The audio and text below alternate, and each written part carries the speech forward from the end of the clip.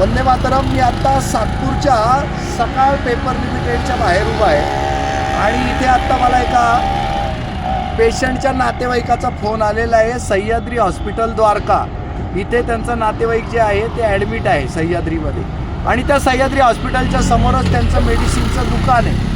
त्यांना वडिलांसाठी किंवा आईसाठी जे कोणी त्यांचं ॲडमिट आहे त्यांच्यासाठी बाहेरनं मेडिसिन घ्यायचे, तर त्यांना सुनावण्यात आलं अजिबात बाहेरनं मेडिसिन घेता येणार नाही. बघा आता जो मेडिसिनच्या लाईनमध्ये मेडिकलवाला आहे त्याला हे सांगण्याची हिंमत करतात, तर सामान्य माणसाचं हे किती मोठ्या प्रमाणात छळवणूक पिळवणूक अडवणूक करत असतील आणि लूट करत असतील. सह्याद्री हॉस्पिटलचं एक मोठं हॉस्पिटल बंद केलं आहे केंद्र शासनानं. मेडिकल काउन्सिल ऑफ इंडियानी त्यांच्या या सगळ्या माल प्रॅक्टिसेसमुळे सह्याद्रीचं एक हॉस्पिटल बंद झालं आहे. तर या हरामखोरांना नाशिकमध्ये सुद्धा आम्ही काम करू देणार नाही. हा नीचपणा त्यांनी बंद करावा. मजल्यावर मजले चढवताय तुम्ही, लोकांना छळून लोकांचं रक्त पिऊन तुम्ही हे सगळं करत आहात. तुम्ही हॉस्पिटल माफिया आहात आणि त्याची मी आता माझी त्याच्याशी झालेली जी बोलणी आहे ती सुद्धा थोड्याच वेळात मी फेसबुकवर इंस्टाग्रामवर सर्वत्र व्हायरल करणार आहे.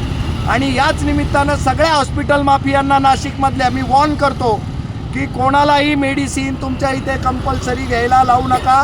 पॅथॉलॉजी लॅबोरेटरी तुमच्याचकडे आम्ही पॅथॉलॉजीचे रिपोर्ट घेतले पाहिजे, हे कंपल्शन करू नका. मेडिकल काउन्सिल ऑफ इंडियाने असं तुम्हाला करायला लावलेलं नाही. तुमच्या या सगळ्या मेडिकल क्षेत्रातल्या माल प्रॅक्टिसेस आहे आणि याची आम्हाला लाज वाटते. तर तुम्ही ही माफियागिरी ताबडतोबीनं थांबवा. आम्हाला ही लाज वाटते की मेडिकल हे एक नोबल प्रोफेशन म्हणून बघितलं जात होतं, आज तो धंदा झाला आहे. धंदा गंदा आहे पर धंदा है ये. लोकांच्या माना चिरून चिरून तुम्ही रक्त पिताय. हा नीचपणा बंद करा. आम्हाला तुमची लाज वाटते. हॉस्पिटल माफियांनो, चांगले हॉस्पिटलवाले बना.